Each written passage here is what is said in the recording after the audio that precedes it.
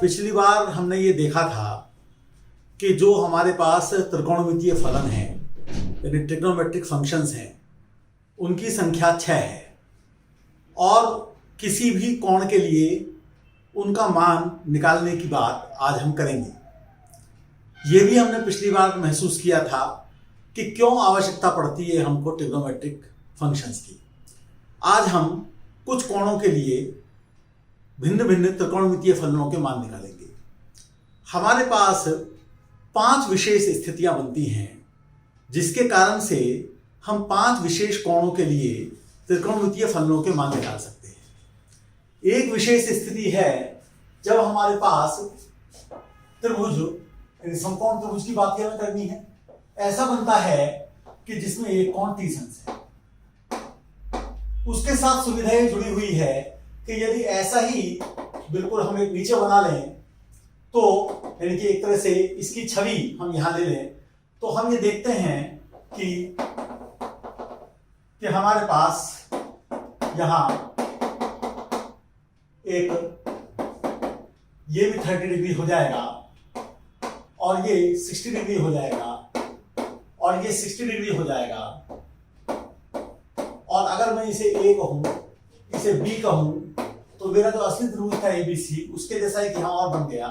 तो त्रिभुज एडीसी एक समबाहु त्रिभुज यानी इक्विलेटरल ट्रायंगल हो जाता है, जिसकी वजह से अगर मैं इसको 2a लूं तो ये मेरा ए होगा और ये मैं जब निकालूंगा तो ये मेरे पास a√3 आ जाएगा।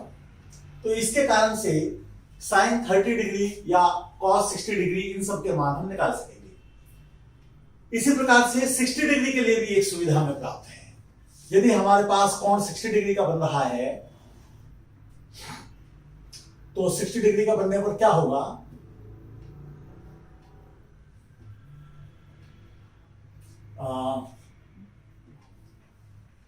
इसको मैं थोड़ा और ऊंचा कर देता हूं। ये कोण अगर मेरा 60 डिग्री है तो भी मेरे पास एक अच्छी सुविधा है, क्योंकि फिर मैं यहां पर इधर की तरफ एक अगर त्रिभुज इसी तरह से बना लूंगा तो वो मेरे पास एक इक्विलेटरल ट्रायंगल हो जाएगा। तो जिसकी वजह से यहां पर ये बात आ जाएगी कि ये 2a है, ये a है और ये a√3 है। इसी की तरीके की बातें बिल्कुल हम कर सकते हैं। ये 90 डिग्री है। यहां पर भी सुविधा है। एक सुविधा हमको तब राइट ट्रायंगल में है जबकि वो आइसोसेलेस हो यानी समद्विबाहु हो। तो समद्विबाहु होने पर वो जो सुविधा है उसको जरा हम थोड़ा ठीक से समझेंगे कि अगर समकोण त्रिभुज हमारा आइसोसेलेस है तो क्या सुविधा हमको प्राप्त है। हमको ये सुविधा प्राप्त है कि उस समय पर ये अगर a है तो ये भी a है तो ये a√2 है और ये 90 डिग्री है। तो ये एक फायदा हमको मिल जाता है। अगर हमारा जो समकोण त्रिभुज है वो 0 डिग्री है तो उसमें ये भी यही हमारा बेस है, यही हमारा आधार है और यही हमारा लंब है, यानी हम बिल्कुल ऊपर को उठे ही नहीं। तो यहां पर हमारे पास ये स्थिति बनती है 0 डिग्री के लिए। और 90 डिग्री के लिए स्थिति ये बनती है कि ऐसा करके ये बन जाता है और यही हमारा जो है यहां पर हमारे पास जो आधार है उसे अगर हम ए कहते हैं बेस, तो यहां पर जो हमारे पास में कर्ण है वो भी हमारे पास ए है हाइपोटेनुस, और हमारे पास जो लंब है वो हमारे पास 0 हो जाता है यानी कि परपेंडिकुलर। यहां पर हमने कोण को 90 अंश बनाया है तो बेस पूरा उठकर यहां चला गया है। तो उस स्थिति में जो बेस है वो हमारे पास आधार जिसको हम कह रहे हैं ये हमारी जो स्थिति है ये 90 डिग्री की है, कोण 90 डिग्री हो गया है। तो आधार हमारे पास जिसको हम जो है देखते हैं तो 0 हो जाता है, बेस कह देंगे इसको। और कर्ण हमारे पास पहले की तरह से ए रहेगा, हाइपोटेनुस जिसको कह रहे हैं, और जो लंब है वो हमारे पास ए हो जाएगा जिसको हम परपेंडिकुलर कहते हैं। तो इस प्रकार की स्थितियां हैं। तो मैं सभी के लिए साइन का मान निकालता हूं। तो हम ये देख चुके हैं और यहां पर ये एंगल हमारा 45 डिग्री है क्योंकि ये वाली लंबाई इस वाली लंबाई के बराबर है। तो हम साइन निकालेंगे और साइन थीटा के बारे में हम देख चुके हैं कि वो लंब बटे कर्ण होता है, यानी कि बेस अपॉन हाइपोटेन्यूस होता है, परपेंडिकुलर अपॉन हाइपोटेन्यूस होता है, तो उसको हम सभी चीजों में निकालेंगे। तो यहां पर हम निकालते हैं साइन 30 डिग्री। तो हम देखते हैं कि हमारे पास perpendicular upon hypotenuse a upon 2a, यानी कि वो 1/2 आ जाता है। यहां पर हम देखते हैं तो यहां साइन 60 डिग्री, ये हमारे पास परपेंडिकुलर अपॉन हाइपोटेन्यूस है, तो ये हमारे पास √3/2 आ जाता है। और यहां पर हम देखते हैं तो sine 45 degree perpendicular upon hypotenuse देखते हैं, तो वो हमारे पास 1/2 आ जाता है। यहां पर हम देखते हैं कि जब साइन 0 डिग्री की बात करेंगे तो लंबवटे कर्ण की बात करेंगे तो वो हमारे पास 0 आ जाएगा। और यहां पर जब हम बात करेंगे साइन 90 डिग्री की, तो लंबवटे कर्ण की बात करेंगे तो वो हमारे पास 1 आ जाता है। ये हमारे पास चीजें आ जाती है। इसी प्रकार से जो अन्य त्रिकोणमितीय फलन है, जैसे किसी के मन में इच्छा है कि sec 60 डिग्री हम निकालना चाहते हैं, तो sec 60 डिग्री हम जानते हैं कि यह है हमारा cos का उल्टा होता है, और इसे हम कर्ण वटे आधार भी कह सकते हैं, यानी इसको हम हाइपोटेन्यूस अपॉन बेस भी कह सकते हैं। तो अगर 60 डिग्री की बात करें तो ये हमारे पास स्थिति है, तो इसमें हमारे पास जो हाइपोटेन्यूस है वो 2a है, और जो बेस है वो हमारे पास a है, तो उसकी वैल्यू 2 आ जाती है। इसी प्रकार से सभी त्रिकोणमितीय फलनों के मान हम निकाल सकते हैं। अब हम अपने मन में ये विचार करते हैं कि ग्राफ की तरफ हमको बढ़ना है, तो ग्राफ की तरफ बढ़ने में 2 बाधाएं हमारे सामने हैं। एक बाधा तो यह है कि जो हमें कोण मालूम हुए हैं वे कोण सीमित हैं, केवल 0 डिग्री है, 30 डिग्री है, 45 डिग्री है, 60 डिग्री है, 90 डिग्री है। बाकी कोणों के लिए क्या किया जाए, एक तो ये बात हमारे मन में आती है। दूसरी बात यह है कि अगर हम y sin x का ग्राफ खींचेंगे तो x एक्सिस पर हम x को लेंगे, तो x की एक लंबाई होनी चाहिए, वह कोण है, तो उसका रास्ता कैसे निकाला जाए। एक और कठिनाई भी हमारे सामने है, और वह यह है कि हमने केवल 90 डिग्री तक के एंगल्स की बात की है, बाकी के एंगल्स के बारे में क्या होगा।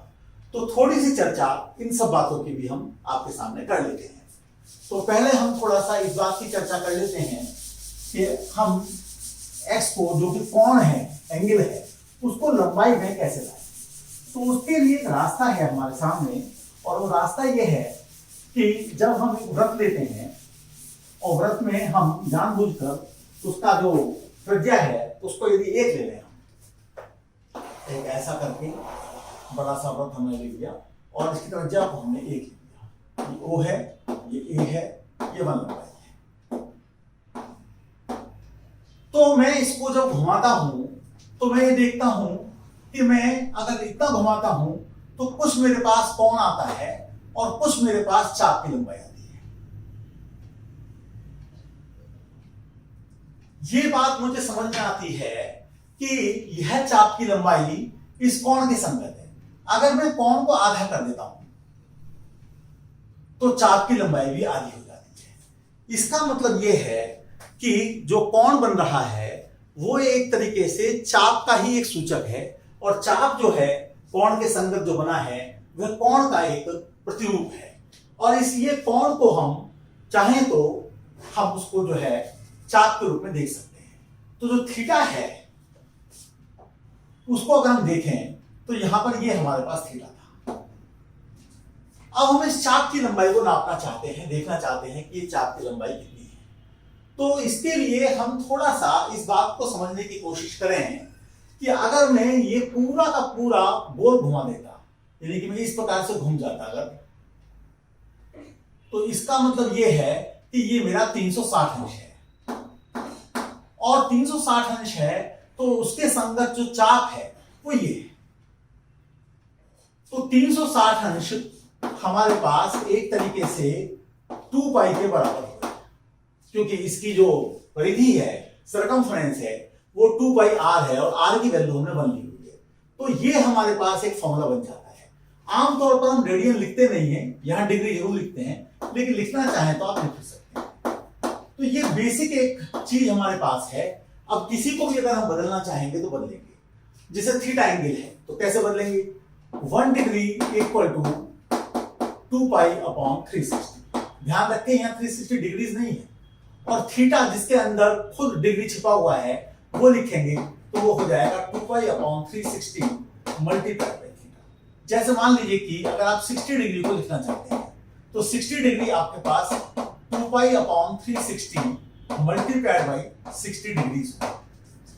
तो अब यहां पर आपके पास में 60 डिग्री है, तो ये थीटा डिग्री था, तो ये थीटा को हमने यहां पर एक तरीके से ये थीटा डिग्री है आप ये मान के चलिए, तो यहां पर हमको ये नहीं लिखना है, ये 60 से हमने मल्टीप्लाई कर दिया क्योंकि 1 डिग्री था, तो यहां पर हमारे पास डिग्री नहीं आ रहा था। तो आप देखेंगे कि ये पाई बाई 3 आ जाएगा हमारे पास। तो इस प्रकार से किसी भी कोण को हम लंबाई में बदल सकते हैं, क्योंकि पाई बाई 3 एक लंबाई है, तो इसलिए ये कठिनाई हमारे सामने खत्म हो जाती है। अब एक दूसरी कठिनाई है कि अगर हमें 90 डिग्री से ऊपर जाना है तो क्या करें। जैसे इस कोण के लिए अगर हम देखें तो आगे से जब थीटा हम लिखेंगे तो उसका मतलब रेडियन रहेगा। यहां पर 360 डिग्री लिखा है तो इसको हम 2 पाई कहना चाहेंगे। तो ये हमारे सामने स्थिति है, और अगर हम इसकी त्रिज्या को ज्यादा कर देंगे तो हमारे पास सूत्र बन जाएगा कोण यानी कि रेडियन। ये आप सूत्र देख सकते हैं, बराबर 4 बटे त्रिज्या। या इस बात को अगर हमने अंग्रेजी में कहा तो एंगल इक्वल टू, एंगल किसमें, रेडियन में, in radian equal to R upon radius.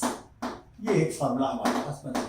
यानी इस एंगल को अगर आप निकालना चाहते हैं तो आप जो है ये आर्क लीजिए और उसकी रेडियस से डिवाइड कर दीजिए। रेडियस अगर 1 है तो कोई डिवाइड करने की जरूरत नहीं है, उस समय पर कोण जो है वो चाप के बराबर हो जाएगा जब रेडियस 1। हमने ये देखा कि इस कोण के लिए ये तो मेरा कर्ण है, यानी मैं अगर बात करूं ओ ए बी और इसको मैं डी कह दूं तो मैं देखूंगा कि मेरे पास जो ओडी है वो आधार है यानी बेस है, बीडी मेरे पास परपेंडिकुलर है, और इस थीटा कोण के लिए ये मेरे पास कर्ण है। अब हम थीटा को जब 90 डिग्री से ऊपर करना चाहते हैं तो हमारे साथ दिक्कत ये आएगी कि यहां पर तो हमारे पास एक राइट एंगल ट्रायंगल बन गया जिसमें कि हमने एंगल थीटा ले लिया क्योंकि वो न्यून कोण है, क्योंकि वो एक्यूट एंगल है। लेकिन अगर एंगल हमारा बड़ा भी हो जाए तो भी कोई चिंता की बात नहीं है। उस स्थिति में हम क्या कर सकते हैं कि हम अपने कोण को, कोई बात नहीं, ज्यादा कर लीजिए आप, जितना आपका मन है उतना कर लीजिए, जितना आपका मन है उतना कर लीजिए। आप नीचे की तरफ चलेंगे, अगर आप क्लॉकवाइज चलेंगे तो नेगेटिव होगा।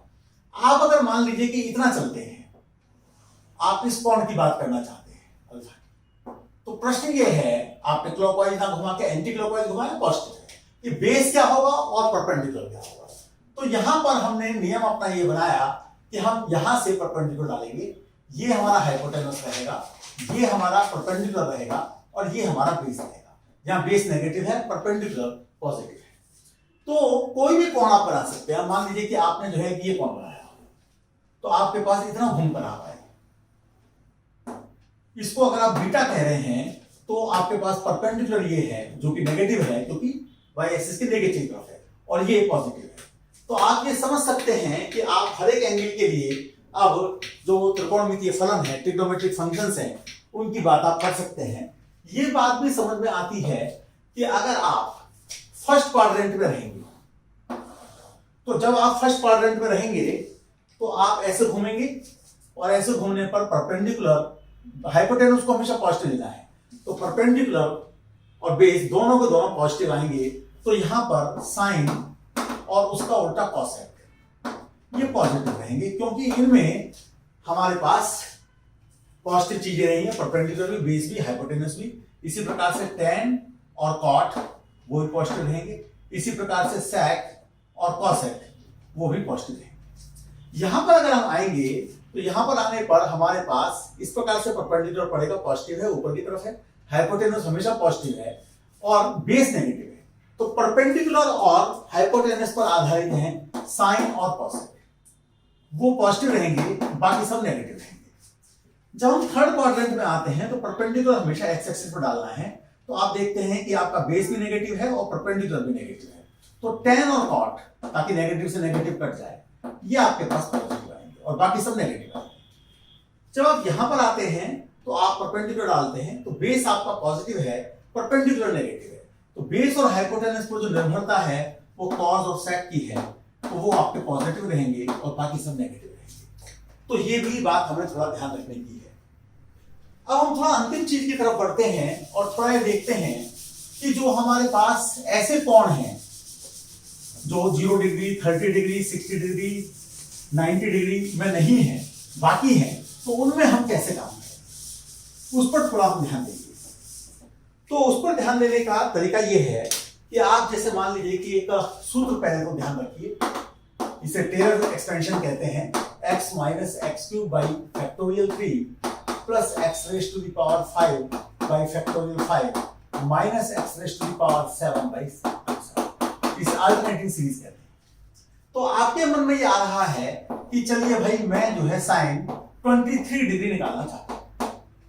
तो पहले तो 23 डिग्री को आप थोड़ा सा रेडियन में बदलिए।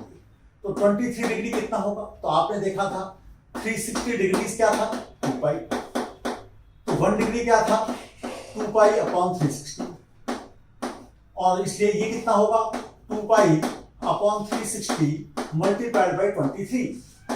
तो ये आपके पास हो गया पाई बटे 180 गुणा 23। अब पाई को अगर आप लगभग 3.14 कर दें या 22/7 कर दें लगभग गुणा 180 गुणा 23, ये आप देख सकते हैं कि कितना आएगा।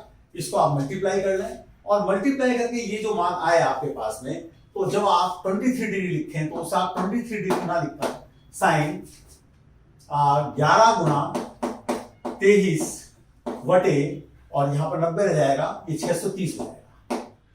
और थोड़ा सा अगर आप इसको और फर्दर सिंप्लीफाई करें तो ये 11 या 33, 11 दूनी 22 और 3 25 बटे 630 है। अगर आप 630 से डिवाइड करेंगे 253 को, तो आप देखेंगे, तो ये मैं आपके सामने इसको मल्टीप्लाई कर रहा हूं, तो पॉइंट लगाएंगे, 0 लगाएंगे और 6 चौका 24, तो 4 से करेंगे तो 0 आ जाएगा, 4 3 12 आ जाएगा, 1 हो गया, और 4 3 24 25, काफी हद तक 0.4 है, अप्रोक्सीमेटली आप मान सकते हैं। तो ये आपके पास साइन 0.4 है लगभग, ये भी लगभग ही था, क्योंकि इसमें आपने थोड़ा सा पाई का मान रख दिया है। पाई का मान 22/7 नहीं होता है, वो उसका लगभग मान है। तो अब आप इस सूत्र को अगर देखें तो आपका पहला अप्रोक्सीमेशन है 0.4, यानी आपकी जो साइन 23 डिग्री है वो अगर 0 यहां पर है और यहां पर साइन 23 डिग्री है, तो ये जो वैल्यू 0.4 आई है ये कहीं यहां पर है।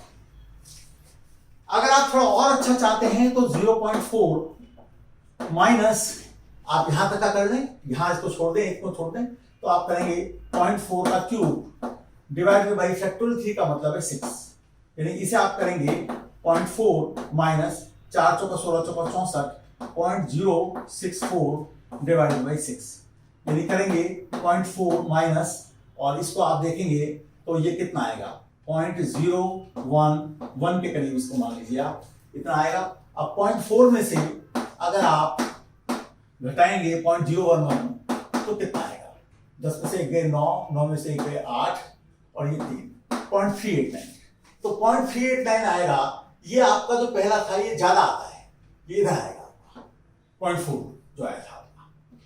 अब आपके पास जो आएगा कम आएगा, लेकिन जो एग्जैक्ट वैल्यू है उससे नजदीक पहुंच जाएंगे आप। अगर आप 3 स्थान तक लेंगे, यहां तक लेंगे आप, तो फिर आप ज्यादा हो जाएंगे और आप और नजदीक पहुंच जाएंगे। तो ऐसा करके जितना चाहे उतना एक्यूरेट मान हम इसका निकाल सकते हैं। एक अंतिम दिक्कत ग्राफ बनाने से पहले और है छोटी सी, और वह यह है कि अगर हम आगे के कुछ एंगल्स में जो अच्छे एंगल्स हैं उनको निकालना चाहते हैं, जैसे साइन 120 डिग्री निकालना चाहते हैं या कॉसेक 300 डिग्रीज निकालना चाहते हैं, तो कैसे निकालें? तो उसके लिए हमारे पास एक सुविधा ये है कि आपके पास में ये y एक्सिस है, ये x एक्सिस है, ये आपके पास में 1 लंबाई है यहां तक की, a कह लीजिए आप इसको, 0 कह लीजिए, यहां पर ये 1 लंबाई है जिसको आप हाइपोटेनस कह रहे हैं। आप ये देखिए कि आप जब इसे घुमाते हैं तो घुमाने पर कोई भी एंगल आपके पास बनता है, तो कोई भी एंगल बनने पर आप यहां तक इसको घुमा के लाए, यानी कि ये जो चीज थी आपके पास वो घूम के यहां तक पहुंच गई आपके पास। अब ये जो है यहाँ पर हमारे पास पॉइंट है ए की जगह बी हो गया। ये बी वास्तव में यही पॉइंट है, ऐसे करके हमने घुमाया, प्रकार यहां रखकर और ऐसे घुमा दिया हमने। तो अब हमारे पास ये परपेंडिकुलर है और ये हमारे पास बेस है और ये 1 हमारे पास हाइपोटेन्यूज है, इसे मैं सी कह देता हूं। तो हम यहां पर ये देखने की कोशिश करें कि इसे मैं अगर बी कहूं और इसको अगर मैं एच कहूं,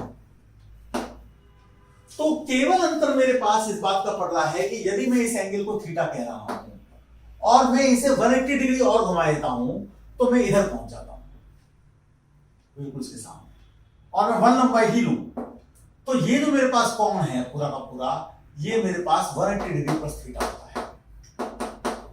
तो अब मैं देखूं तो मेरा जो बेस था पहले उतना ही मेरे पास बेस है, लेकिन उसको मैं माइनस बी कहूंगा और यहाँ 90 डिग्री है, यहाँ ये 90 डिग्री है और इसको मैं माइनस एच कहूंगा और ये मेरे पास है। तो कोई मुझसे पूछे कि भाई tan 180 डिग्री प्लस थीटा कितने होते हैं, तो मैं कहूंगा कि वो मेरे पास minus H upon minus B है, यानी एच अपॉन बी है, यानी कि वो मेरे पास tan थीटा है, क्योंकि tan थीटा निकालेंगे तो एच अपॉन बी आएगा।